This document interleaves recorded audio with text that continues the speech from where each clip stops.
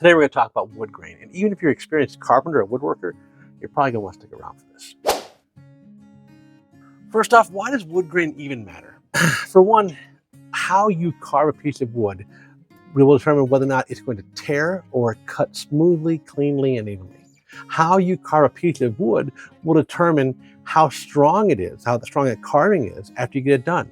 It might be weak depending on the grain structure that you've carved it in. If you oriented the grain in a certain direction for your carving, this might be a very weak carving. It might be very strong depending on how you did it.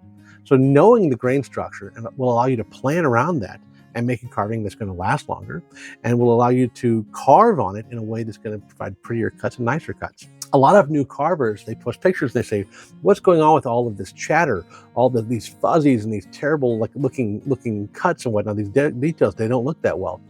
A lot of it is how sharp the knife is, and the other half of it maybe is grain direction and them not understanding which direction to cut from and not being able to cut from any direction you want to. You've got to cut with the grain. Let's get real basic for just a second, okay? This is a log. Wood grows up from the roots, through the tree, up to the branches, okay? And as it does so, it creates these lines, these cells, these fibers as they grow straight. And those fibers you can see in the overlay here, up and down. If you look at the top of it, at the end grain up there, you'll see these lines, these circles, and those are annual rings. Every year winter happens, and when winter happens, you'll get a nice, hard, darker color line going around there showing winter, so you can count the age of a tree by counting those lines. Now, in some climates, like along the equator down in the tropics, trees don't even have those lines for some variety of trees because the weather's so temperate, it never gets cold enough for those to occur. That's just a little fun fact for you. Not every piece of wood is equal. Depending on the species, you're going to get different types of grain. Now, if you're really interested in these different types of grain and you want to see those, fantastic. I can link an article down below where you can see this infographic and what exactly is going on. But we're not going to talk about all those. We're going to talk specifically about basswood and why basswood is special for wood carvers and what we're looking to do. Basswood is straight grain. That means the fibers run roughly parallel with the axis of wood. They stay mostly straight, and that makes it really easy to carve, really easy to predict the wood pattern and to keep carving correctly. Also, you're going to get different types of wood grain patterns in your wood depending on how it's cut at the sawmill. If it's cut in one of multiple different ways, it's going to change what the wood grain looks like on the particular board that you're looking at. All right, the nitty-gritty of wood grain.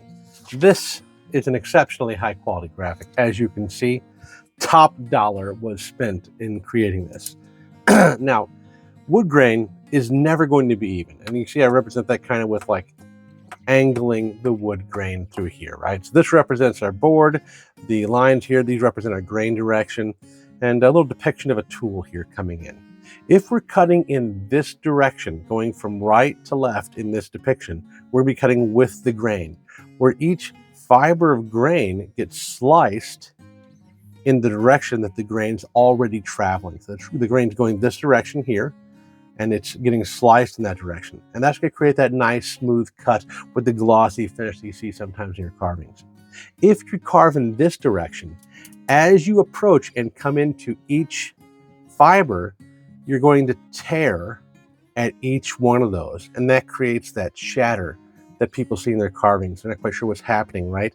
That's that tearing action that occurs because this fiber right here will get pushed up a little bit. And when it gets pushed up a little bit, there's no longer anything supporting it behind there. And so it just tears right off. Whereas here, when you're carving and you're going with the grain direction, those fibers get pushed down and not up and out. And they still have something supporting it behind it. And so it gets cut and sliced properly. And it doesn't get torn as the grain direction, as you carve through the grain direction. Okay. To represent this differently, this is some 3/16 dowel rods, all cut about 5 inches, to represent the grain direction as well. So let's say that this is a board here, and this is all the grain. As we're carving with the grain is depicted like so. I'm going to use the back of the knife just to not bite into anything. We're going to be carving down through here, and nothing is going to get caught and torn. The blade can slide smoothly across that without issue, okay? If I cut against the grain and I come up, I'm catching things, and the knife is going to want to pull between grains. Do you hear it catching stuff as it does that? It's pushing it up out of the way. That's what's happening when you're carving against the grain. The same way you're catching stuff.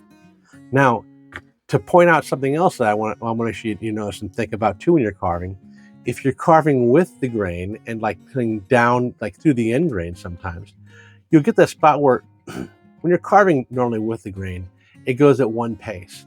But if you get down here and you carve between the grains, that knife blade will slide really quickly sometimes, just really smoothly. Once it breaks through, you get between stuff and then boom, it just goes real fast. That's where people get themselves cut.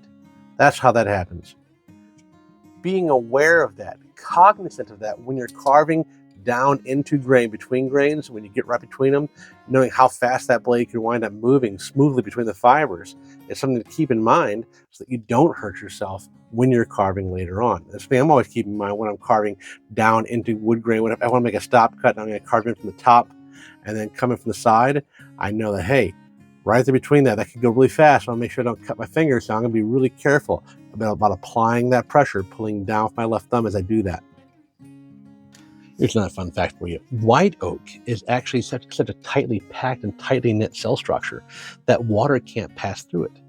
That's why they use it for things like whiskey barrels, because they can put fluid in it and it doesn't leak out. Fantastic, right? All right, another reason wood grain matters is this. I carve a lot of ornaments, right? And these are going to be Christmas ornaments, Santa Christmas ornaments with pipes hanging out of their mouths. Someone mentioned to me, Johnny, you're good enough. Why don't you carve it as one piece? And I could carve this as one piece out of one block of wood. It would take more time. That's something I could absolutely do. The reason I don't is because the wood grain of this pipe right now is traveling left to right. The wood grain of this Santa is traveling up and down. This pipe is much stronger because the wood grain is traveling left to right. And why? Let me give you an illustration of that, okay? These are two pieces of cut off wood. Both of them have wood grain traveling in different directions. For this particular piece, the wood grain is traveling left to right. And that makes this piece very strong. I can't break it. And that's how this pipe is made. I can't break it easily. It's a strong piece of wood. And even if I pull on it hard, it's not going to break because that wood grain traveling left to right provides it with some strength. This piece of cutoff, on the other hand, has wood grain traveling in this direction right here. And what that does is it makes it very brittle. And I can just break it along that fiber, that fiber as it comes through there. You can see that fiber comes down through there, right, like so. I can break it right on those fiber lines and it just comes apart.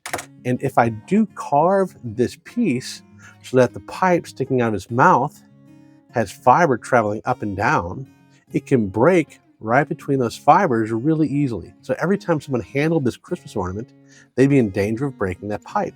And on one like this with a poker style pipe where it gets really thin for that stem, that'd be in danger of breaking every single year they go to hang this Christmas ornament. So to avoid that, I carve it in a different direction and then put it in an attachment so that the ornament is far stronger.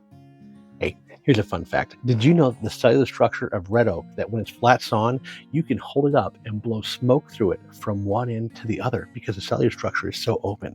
I suggest that folks don't start branching out and trying different types of wood until they get to the point that they can start finding shapes in their own rather than following a tutorial. Basswood is easy to carve and it's easy to learn on. It's like training wheels, right? But for any hobby that you try, the more successes that you have, the more likely you are to continue with the hobby. When you have failures, you're less likely to continue because you might be discouraged. When trying a wood like oak, maple, cherry, there's some really hard, dense woods out there that are just crazy dense. Here's another fun fact. Lignum vitae, a wood native to the West Indies, is so dense and the fiber structure is so packed and so close together that a cubic foot of it weighs 83 pounds. It's as dense as iron. It doesn't even float. It'll just sink to the bottom of the water. There's some really hard, dense woods out there that are just crazy dense, and they become much more difficult and you're more likely to fail or not achieve the shape or the type of carving that you're wanting. If you don't have those little successes, you might quit wood carving. And my goal for you is to not have you quit. My goal for you is to have you be successful and become a wood carver that can master all the types of woods that you might want to try to carve.